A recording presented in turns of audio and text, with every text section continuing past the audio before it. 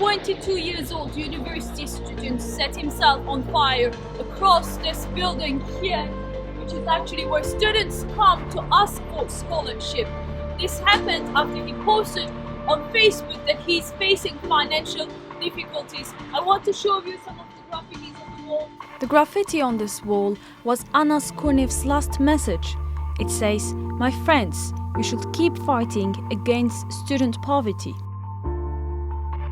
Hundreds of university students have taken to the streets to protest student poverty.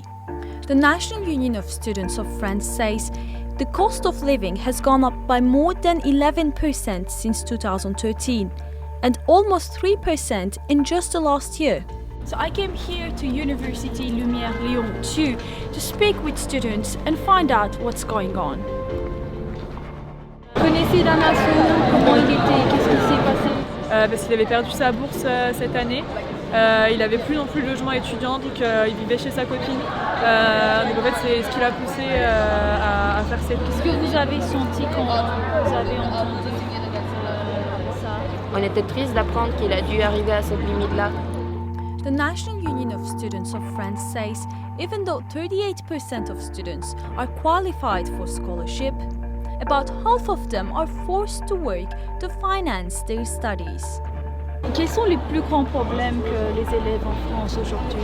Que nos étudiants, pour la plupart, notamment dans le secteur public, ne sont pas en mesure de mener à bien leurs études, notamment parce qu'en raison de leur précarité, certaines se retrouvent isolées, ne peuvent pas avoir une vie étudiante à proprement parler, mais survivent. While some see Anas's action as the last straw that sparked the student unrest, others hold a different opinion. The guy who run himself, unfortunately, he was retaken the year for 3 times. And the French law say if you retake in the year for 3 times, you will not have the right to have your scholarship. They look at every time for having good clothes, living in the big houses, or having the latest phone, like iPhone 11 or something. So every time they spend more than they earn. So this is a problem. A National Union of Students of France report reveals 1 in 5 students lived below the poverty line in 2017. Et ce qu'on dénonce aussi aujourd'hui, c'est que les politiciens nous répondent pour qu'on ait de meilleures conditions de vie et de meilleures conditions d'études, parce que c'est pas normal que des étudiants aujourd'hui galèrent à manger, à se loger et à pouvoir vivre en fait de façon saine. Et par le gouvernement, on a besoin d'être écouté par la présidence et aussi par d'autres étudiants qui vivent ces situations-là, qu'ils ne doivent pas arriver à ces limites, qu'ils ne doivent pas arriver à faire ça pour se faire écouter, pour se faire entendre. But have these demands been heard by the French state? We'll visit the Vice President of the Senate to get her opinion on student poverty. Yes, there is poverty, and for a long time, I think it's not that the state hasn't realized it. It's just that in most cases, families do help their youth. Now, it is the case that there are more and more families struggling because of unemployment, and therefore not being maybe capable of helping their youth as they would or as they had to in the past.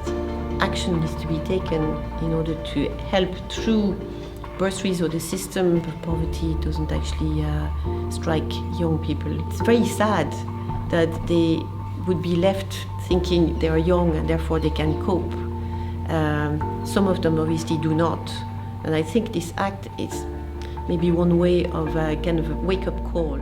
With burns over 90% of his body, Anas remains in an artificial coma, and the upcoming days will reveal whether the government will respond to the wake-up call or not.